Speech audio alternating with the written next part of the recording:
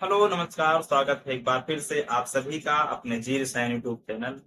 मैं उम्मीद करता हूं कि आप लोग स्वस्थ होंगे, मस्त होंगे और बहुत ही बेहतरीन तरीके से पढ़ाई कर रहे होंगे। ठीक,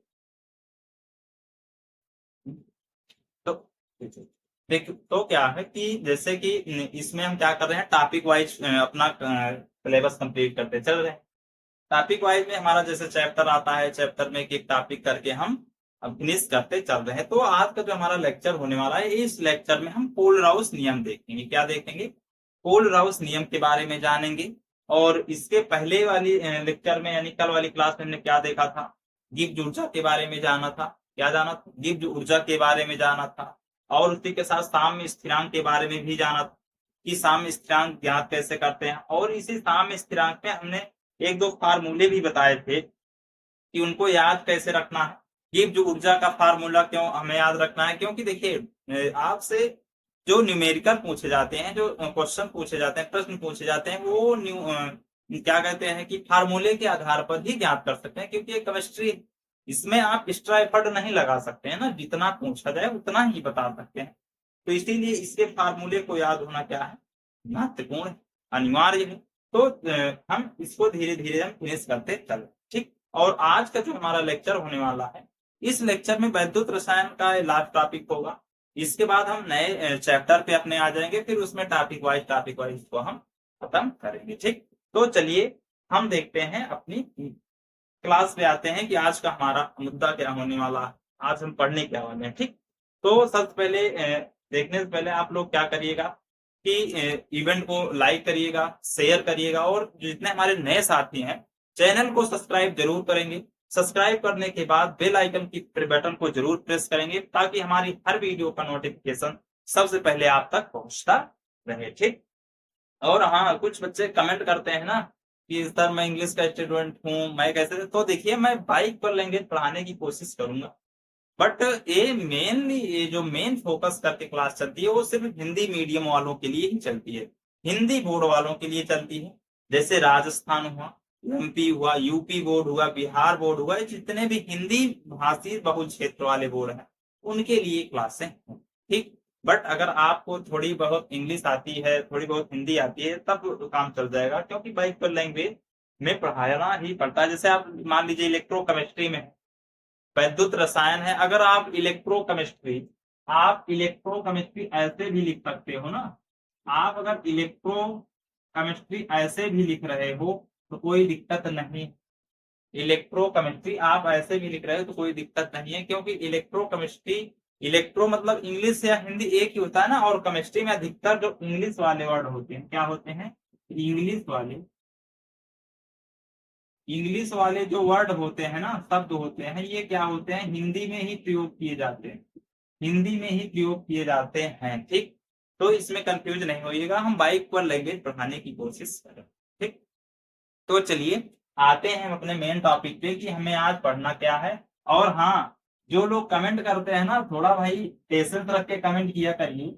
आप ऐसे उड़ूल जुलूल वाली हरकतें मत किया करिए, जिससे कि लगे कि अरे भाई, ऐसे ऐसे कमेंट मत किया करिए। हाँ, टॉपिक से रिलेटेड आप कमेंट करिए, आपके हर कमेंट का जवाब दिया जाएगा। ठीक, आपको कोई भी डाउट होता है, आप प्रश्न पूछिए, कमेंट करिए, आपको कमेंट का जवाब दिया जाएगा। ठीक, तो चलिए हम थोड़ा सा रिवाइज कर लेते हैं कि पिछली वाली कक्षा में हमने क्या देखा। जैसे पिछली वाली कक्षा में हमने गिब्स ऊर्जा के बारे में जाना था। क्या जाना था? गिब्स ऊर्जा, गिब्स ऊर्जा के बारे में हमने जाना था। अगर गिब्स ऊर्जा की अगर सूत्र की बात करें, और दूसरा क्या जाना था हमने? साम्य स्थिरांक जाना, साम्य स्थिरांक। अगर हम साम्य स्थिरांक की सूत्र की बात करें, तो इन सूत्रों को याद करना बहुत ही आसान है, इजी है, इसमें कोई किसी भी प्रकार की दिक्कत नहीं होनी चाहिए। ठीक, जैसे साम्य स्थिरांक में क्या होता है कि इसमें क्या होता है? Delta G. अगर आप डेल्टा जी की बात करें और इसमें डेल्टा जी, तो दोनों में पहले शुरुआत क्या होती है? डेल्टा जी से ही। आप ऐसे कंसेप्ट याद रखिए कि जो गिब्स ऊर्जा होती है और जो क्या कहते हैं साम्य स्थिरांक होता है, दोनों डेल्टा जी से प्रदर्शित किए जाते हैं। और डेल्टा जी में सिर्फ साम्य स्थिरांक में नॉट लग जाता है, और गिब्स ऊर्जा में नॉट नहीं लगता है जी में। ठीक, इसमें क्या होगा? डेल्टा जी नॉट, इसमें क्या होगा डेल्टा जी अकेले होगा। ठीक, अब देखिए इसमें क्या होता है, अगर हम जीव ऊर्जा की बात करें, इसमें क्या होता है कि एन एफ ई सेल होता है। क्या होता है? ई सेल का मतलब एन एफ ई सेल होता है, जिसको हम n minus n F E naught cell ऐसे लिखते हैं, minus E F E naught से लिखते हैं। अगर इसमें बात करें, अगर इसमें बात करें साम्य स्थिरांक में, तो साम्य स्थिरांक में क्या होता है, -2.303। उसके बाद क्या होता है, आर टी जरूर होता है। क्या होता है? आर टी जरूर होता है, आर टी लॉग के होता है। जबकि हमने इसके पिछली वाली कक्षा में नष्ट समीकरण में हमने लॉग क्यू देखा था, लेकिन इसमें क्या होता है, आर टी लॉग के होता है। के एक स्थिरांक होता है, और हमें ज्ञात ही करना क्या होता है, स्थिरांक ज्ञात करना होता है। ठीक, तो इसको हमने पिछली वाली कक्षा में पढ़ा था, इस सूत्र को याद रखना है, इसलिए हमने दोबारा इसको लिख दिया। अब आज वाले हम की बात करें, तो आज हमें क्या पढ़ना है, कोलराउस नियम पढ़ना है। कोलराउस नियम से पहले थोड़ा दुर्बल अपघट्य और प्रबल अपघट्य के बारे में जान लेंगे। हालांकि आपके टॉपिक से हटा दिया गया है, चैप्टर में जो ये टॉपिक है, इस टॉपिक को हटा दिया गया है, प्रबल अपघट्य और क्या कहते हैं, दुर्बल अपघट्य। लेकिन आपको थोड़ी सी वहां से जानकारी देनी पड़ेगी, क्योंकि आप तभी कोलराउस को समझ पाएंगे। ठीक, तो चलिए इसको हम हटाते हैं। ठीक, अब देखिए हम क्या बात करें, जैसे आपने प्रबल विद्युत अपघट्य देखा होगा।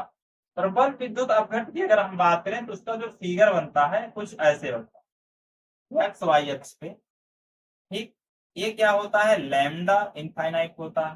ठीक, और यहाँ रूट सी बनता है। ये क्या है, सांद्रता है। अंडर रूट सी क्या दर्शाता है, सांद्रता को दर्शाता है। और लैम्डा यम क्या दर्शाता है, ये इसकी यहाँ लैम्डा यम हो जाएगा। ठीक, और मान लीजिए कोई चीज यहाँ पर चली ऐसे करके, ऐसे चली जा रही है। अगर यही सांद्र अनंत तनता पर मोलर चालकता, यहाँ पर जो 0 पॉइंट है, अगर यहाँ पर ये आ जाए, इसका जो सांद्र है, अगर ये फिगर ऐसे आते आते अगर यहाँ शून्य पर आ जाए, कहने का मतलब ऐसे करके आ जाए, तब तो हम इसकी अनंत तनता पर मोलर चालकता बता सकते हैं। क्या करते हैं, अनंत तनता पर, कहने का मतलब इनफाइनाइट लैम्डा इनफाइनाइट यम क्या करते हैं, बता सकते हैं।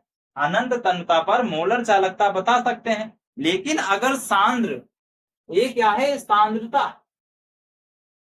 है, अगर यहाँ पर यहाँ से चला और यहाँ 0 पे आया, तो हम इसकी सांद्रता बता सकते हैं। लेकिन अगर मान लीजिए यहाँ आ ही नहीं रहा है, सांद्र से चला जा रहा है, तब हम नहीं बता सकते। अगर हम बता सकते हैं तो ये क्या है, प्रबल विद्युत अपघट्य। ठीक, प्रबल विद्युत दिख तो रहा है ना, दिख तो रहा है। देखिए प्रबल विद्युत अपघट्य, अगर हम लैम्डा इनफाइनाइट की बात करें, तो ये क्या है, अनंत तनुता पर मोलर चालकता।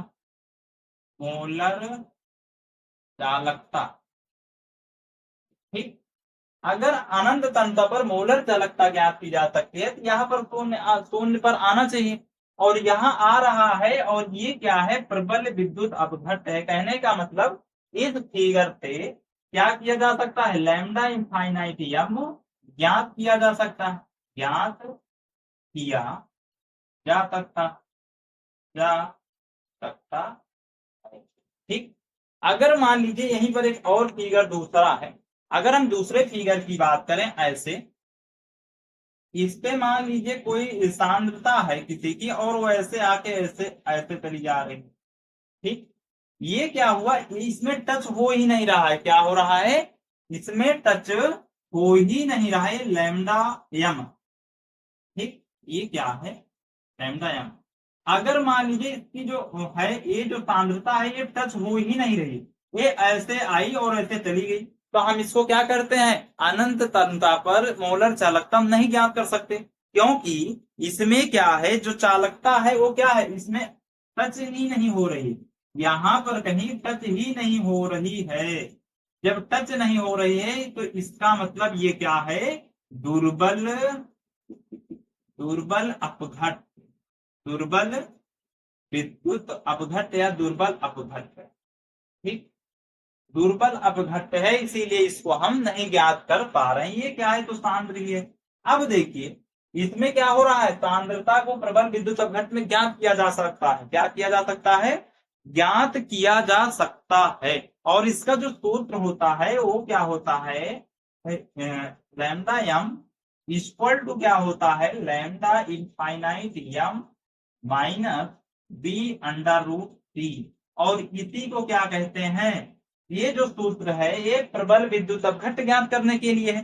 देखिए बी क्या है, अगर इसमें बी की अगर आप लोग समझ रहे हैं कि बी आ गया, तो ये बी है क्या है, स्थिरांक। बी क्या है, स्थिरांक है। ये क्या है, ये सांद्रता है। ये क्या है, अनंत तनुता पर मोलर चालकता, अनंत तनुता पर मोलर चालकता। ठीक, दिख रहा है ना, दिख तो रहा है मोलर चालकता। ठीक, तो देखिए और इसी को क्या कहते हैं, डेलाई ह्यूएन सागर समीकरण भी कहते हैं। क्या कहते हैं, डेलाई हकल, डेलाई हकल कौन सागर, कौन सागर समीकरण, इसी को क्या कहते हैं, डेलाई हकल होन सागर समीकरण कहते हैं। होन सागर समीकरण कहते हैं। ये आपसे पूछा जा सकता है, इस समीकरण को आपसे पूछा जा सकता है कि डेलाई हकल हकल होन सागर समीकरण बताइए। तो आपको lambda m equal lambda infinite m minus b under root t लिख देना है। जो इस पर आए ऑप्शन में उसको टिक कर देना, क्योंकि ये बहुविकल्पी में पूछा जाता है। ठीक, अब देखिए बात रही दुर्बल अपघट की, इसको तो हम ज्ञात ही नहीं कर सकते। इसको ज्ञात हम इसलिए नहीं कर सकते क्योंकि इसकी जो चालकता है इस वाई अक्ष पे और यक्ष अक्ष पे, ये यक्ष और वाई अक्ष पे क्या हो रहा है, कहीं टच ही नहीं हो रहा है, कहीं टच ही नहीं हो रहा। जब टच ही नहीं हो रहा है तो इसके हम दुर्बल अपघट की गणना नहीं कर सकते। और इसी को ज्ञात करने के लिए, इसी को हम क्या करते हैं, ज्ञात करने के लिए क्या करते हैं, कोल राउस नियम लगा, कोल राउस नियम।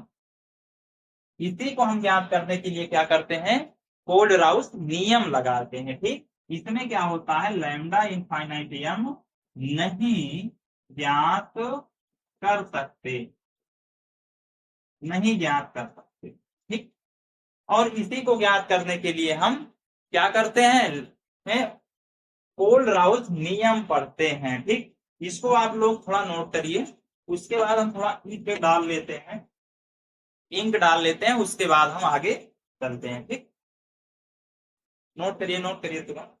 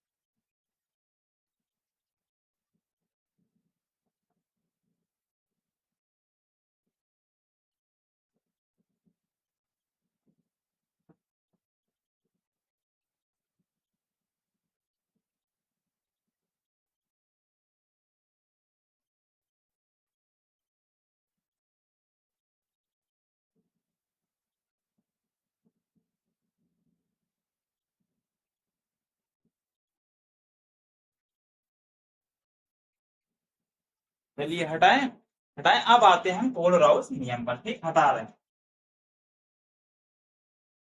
देखिए अगर आप लोग को जो कुछ ना समझ में आए, आप लोग ऑफलाइन कमेंट जरूर कीजिएगा। आप लोग को जो कुछ ना समझ में आए, आप लोग ऑफलाइन कमेंट जरूर करिएगा। और हाँ, जितने हमारे नए साथी हमसे रोज जुड़ते हैं, वो चैनल को सब्सक्राइब करने के बाद बेल आइकन की बटन को जरूर प्रेस करेंगे। ठीक, चलिए अब आते हैं हम इस पर कोल राउस के नियम। क्या करते हैं, कोलराउस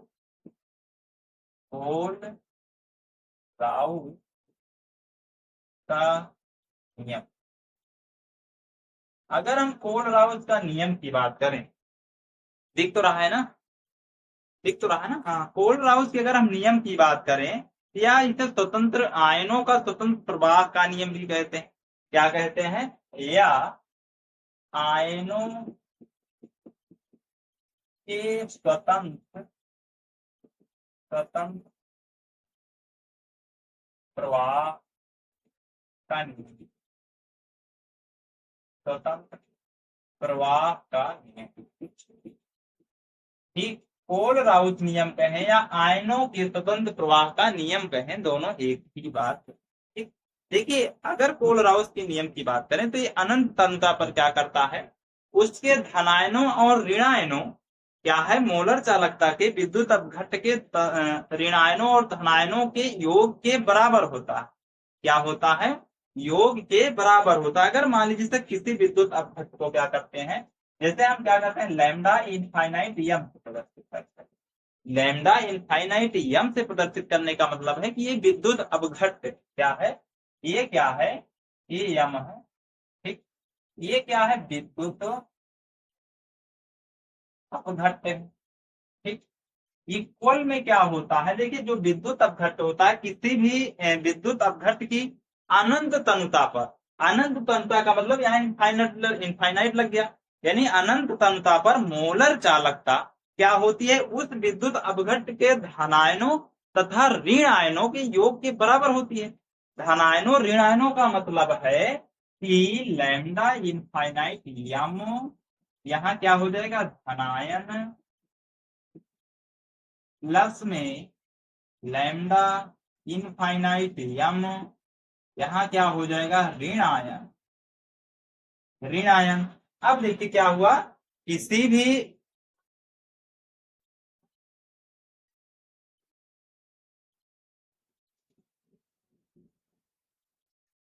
अब क्या होता है कि इसमें क्या होता है, जैसे विद्युत अपघट्ट इक्वल क्या होता है, किसी विद्युत अपघट्ट का अनंत तनुता पर मोलर चालकता धनायन प्लस ऋणायन क्या है, धनायन प्लस ऋणायन क्या होता है, मोलर चालकता के योग के बराबर होता है, ठीक। उसके बाद जिसमें आयनों की संख्या को क्या किया जाता है, आयनों की अनंत तनुता के मोलर चालकता पर उसको क्या करता किया जाता है, गुणा कर दिया जाता है, ठीक।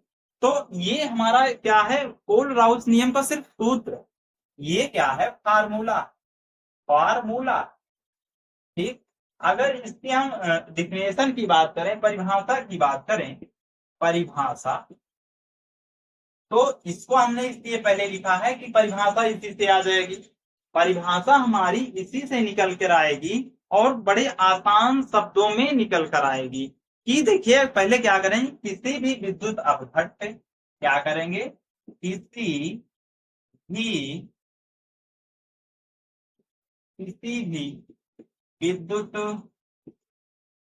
अपघट्ट,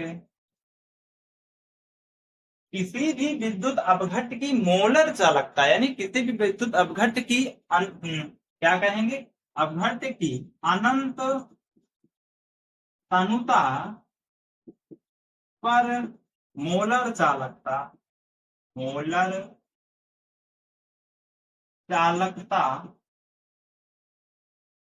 क्या है, किसी भी विद्युत अपघट्ट की अनंत तनुता पर मोलर चालकता ये हो गई, ये क्या हो गई, किसी भी विद्युत अपघट्ट की अनंत तनुता पर मोलर चालकता, उस विद्युत अपघट्ट के चालकता, उस विद्युत अपघट्ट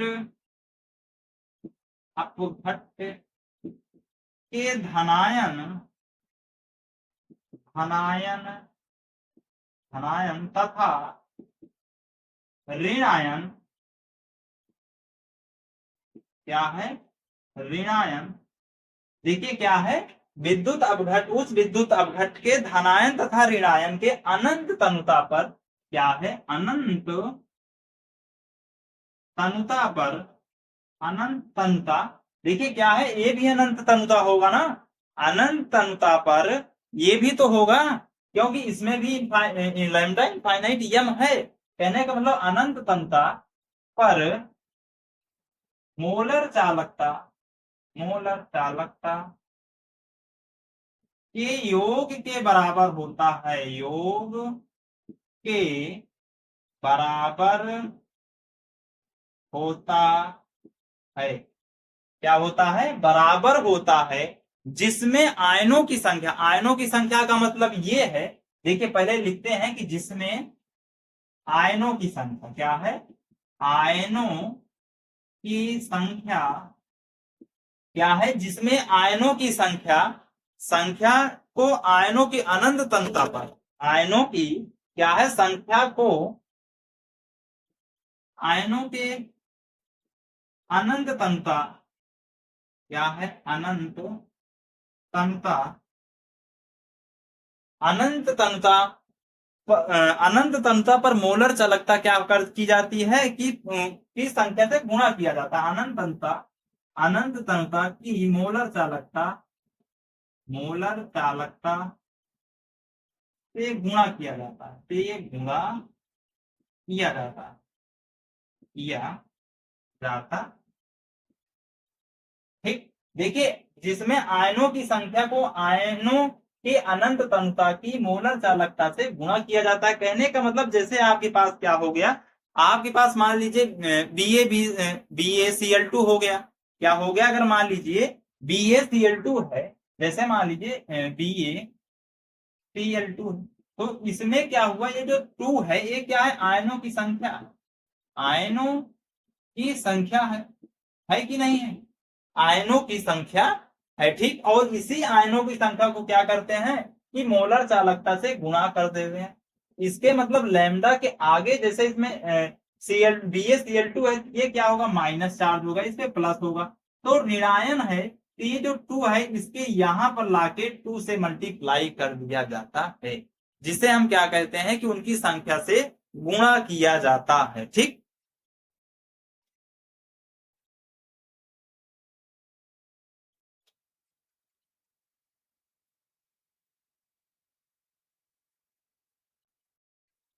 ठीक, इस बात को आप समझ रहे हैं ना कि कैसे हम इसको कर रहे हैं। देखिए पहले क्या है कि हमें आयनों के स्वतंत्र प्रभाव प्रवाह से ही पता चल जा रहा है कि इसमें आयनों को ही लिया जाएगा। ठीक, क्योंकि ये दुर्बल अपघट्ट है। इसका जो फार्मूला है वो क्या है, लैम्डा इनफाइनाइट विद्युत अपघट्ट, विद्युत अपघट्ट का मतलब है दुर्बल विद्युत अपघट्ट की हम चर्चा कर रहे हैं, क्योंकि प्रबल विद्युत अपघट्ट को तो हम डेल वाई हकर होम सागर से हम ज्ञात कर सकते हैं, पर दुर्बल अपघट्ट को नहीं ज्ञात कर सकते। तो दुर्बल अपघट्ट को ज्ञात करने के लिए ही कोल राउस नियम बनाया गया। बात समझ रहे हैं? ये जो कोल राउस नियम लाया गया इस धरती पर, कोल राउस साहब द्वारा जो कोल राउस नियम लाया गया वो विद्युत अपघट्ट के ही लिए लाया गया था, वो विद्युत अपघट्ट के लिए ही लाया गया था। ठीक, तो इस बात को आप समझिएगा। देखिए फिर उसके बाद क्या है, धनायनों प्लस ऋणायन, यानी अनंत तंत्र पर मोलर चालकता की धनायन प्लस अनंत तंत्र पर मोलर चालकता की ऋणायन। और उसके बाद इसके जो फार्मूले सूत्र की बात, सूत्र का जो परिभाषा की बात होती है, किसी भी विद्युत अपघट्ट की अनंत तंत्रता पर मोलर चालकता, इसकी बात कर रहा है। ठीक, फिर यहां से उस विद्युत, इसमें जो विद्युत अपघट्ट ये दोनों बन रहे हैं प्लस माइनस यानी धनायन ऋणायन, तो उस विद्युत अपघट्ट के आयनों तथा धनायनों तथा ऋण आयनों अनंत तंत्रता पर मोलर चालकता की योग की बराबर होता है। ये प्लस है, ये दोनों आपस में जुड़ जाएंगे और इसके बराबर में हो जाएंगे, इसीलिए क्या कह रहा है कि मोलर चालकता के योग के बराबर होता, ठीक, योग के बराबर होता है। ठीक, यहां तक बात समझ में आई, इसको आप लोग नोट करिए। फिर उसके बाद हमें इसके कुछ एग्जाम्पल देख लेते हैं एक दो। ठीक, तो फिर आगे हम ऐसे हमारी ट्रेन चल पड़ेगी। ठीक, चलिए नोट कर लिए। देखिए अगर सेशन अच्छा लग रहा हो, इवेंट बढ़िया लग रहा हो, तो आप लोग लाइक शेयर सब्सक्राइब जरूर करिएगा। ठीक, लाइक शेयर सब्सक्राइब जरूर करिएगा। ये हटाएं, चलिए हटा रहे हैं। ठीक।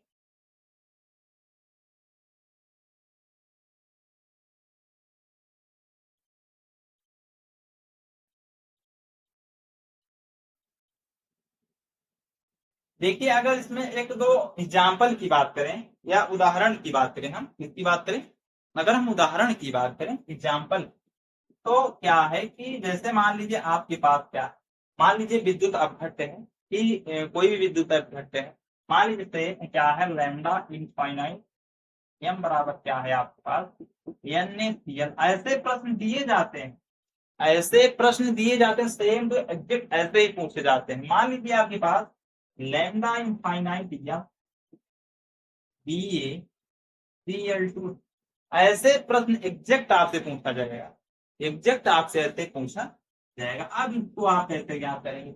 अब देखिए जो हमारे पास विद्युत अपघट्ट है सोडियम क्लोराइड है, सोडियम क्लोराइड है NaCl2 है। अब ये जो विद्युत अपघट्ट है ये क्या है, इसके इसमें हमने आयनों के स्वतंत्र प्रवाह प्रवाह को ज्ञात करना है, तो हम यही तो फार्मूले लगाएंगे ना, इनफाइनाइट एम विद्युत अपघट्ट इक्वल लैम्डा इनफाइनाइट एम धनायन ब्रैकेट के बाद धनायन प्लस लैम्डा इनफाइनाइट एम ऋणायन। ठीक यही तो लगाएंगे ना, यही तो हम लगाएंगे। अब देखिए इसमें क्या है, आप सोडियम और क्लोराइड में जानते हैं कि Na क्या होता है प्लस होता है और Cl माइनस, इतना तो सबको पता है, इसको हमने पिछली वाली कक्षा में बताए भी हैं। पर ये तो आपको आसानी से आना चाहिए, ये से छोटे मोटे न्यूमेरिकल जो होते हैं इनको तो आना चाहिए कि NaCl में क्या होता है, BaCl2 में क्या होता है, ये सब आपको पता होना चाहिए। ठीक, अब देखिए इसमें अगर हम देखेंगे तो ये प्लस में रहेगा और माइनस में Cl रहेगा, इसमें रखना है। जब इसमें आप रखोगे तो lambda infinite n a plus में लैम्डा इनफाइनाइट एम यहाँ Cl हो जाए। ठीक, ऐसे बनेगा। इसमें किसी को कोई दिक्कत, किसी को कोई दिक्कत, अगर इसमें कोई किसी कोई दिक्कत ना हो तो हम आगे बताएं। ठीक, और दूसरे में क्या होगा BaCl2 में भी ऐसे हो जाएगा lambda infinite Ba plus lambda infinite m PaCl2। अब देखिए यहां पर आयनों की संख्या की बात की जा रही है ना, आयनों की अगर संख्या की बात की जाए तो आप लोग इसमें एक चीज ये देखोगे, एक चीज ये देखोगे कि ये जो है यहाँ पर जो आयनों की संख्या, ये क्या है आयनों की संख्या, आयनों की संख्या, इसको जब हम परिभाषा में बता रहे थे तो इसको हम गुणा करने के लिए बता रहे थे, और गुणा किससे करना था अनंत तनुता के मोलर चालकता से। कहने का मतलब ये दो यहां नहीं लिखा जाएगा, यहां लिखा जाएगा। ठीक, और ऐसे में हमारा क्या बन जाएगा, ये विद्युत अपघट्ट धनायन और ऋणायन का। ठीक, धन आयन और ऋण आयन का, इसमें क्या करेंगे इसके आयनों से इसको हम गुणा कर देंगे। ठीक, इस बात को आप समझ गए कि अनंत तनुता पर मोलर चालकता की आयनों की संख्या को कैसे गुणा करते हैं, और उसके बाद की जो दुर्बल अपघट्ट होते हैं उनको हम कैसे ज्ञात कर सकते हैं कोलराउस के नियम से। आयनों के लिए इसकी हम चर्चा इसलिए कर रहे हैं कि आयनों की संख्या, क्योंकि इसमें कोलराउस नियम का जो दूसरा नाम है वो आयनों का स्वतंत्र प्रवाह भी कहा जाता है, आयनों का स्वतंत्र प्रवाह भी कहा जाता है, उसके नाम में ही छिपा है, उसके नाम में ही छिपा है उसका काम। क्या छिपा है उसका काम। ठीक, तो चलिए इसको नोट करिए, फिर उसके बाद हम आगे चलते हैं।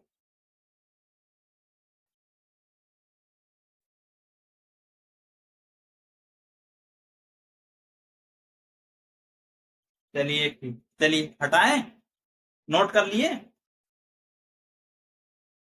देखिए हाँ, इसके जो और क्वेश्चन है जिसमें इसमें क्या होता है, जो लैम्डा इनफाइनाइट है, जैसे मान लीजिए लैम्डा इनफाइनाइट NaCl में आपको जैसे 2.3 करके या 24/5 करके से आपको प्रश्न अंक डिजिट भी दे सकता है, डिजिट भी दे सकता है, तो उन सबको हम नेक्स्ट वाले चैप्टर में देखेंगे। नेक्स्ट वाली क्लास में हम उन सब न्यूमेरिकल को हल करेंगे। ठीक, एक एक करके सबको हल करेंगे। इसमें मेथेन भी दे दिया जा सकता है, कुछ भी, कहने का मतलब यहाँ कुछ भी हो सकता है, Cl2 हो सकता है, आयोडीन हो सकता है, कुछ भी, पोटेशियम क्लोराइड हो सकता है जिसे हम KCl कहते हैं। KCl भी हो सकता है ना, कुछ भी हो सकता है, तो उसको हम CH3 कुछ भी CH4 हो सकता है, CH3 हो सकता है, COOH मतलब आयन हाइड्रोक्साइड भी हो सकता है। तो उन सब को भी हम कल वाली क्लास में, कल वाले इवेंट में हम उस सब की प्रश्नों की चर्चा करेंगे। ठीक, तो चलिए आज की क्लास को हम यहीं तक रखते हैं। और हाँ, जितने साथी नए देख रहे हैं, हमसे नए जुड़ रहे हैं इस इवेंट से, प्लीज लाइक शेयर सब्सक्राइब जरूर करिएगा। सब्सक्राइब करने के बाद बेल आइकन की बटन को जरूर प्रेस करिएगा, ताकि हमारी हर वीडियो का नोटिफिकेशन सबसे पहले आप तक। तो चलिए आज क्लास को हम यहीं तक रखते हैं। आप लोग मौज करिए, मस्त रहिए और आराम से अपनी पढ़ाई को जारी रखिए।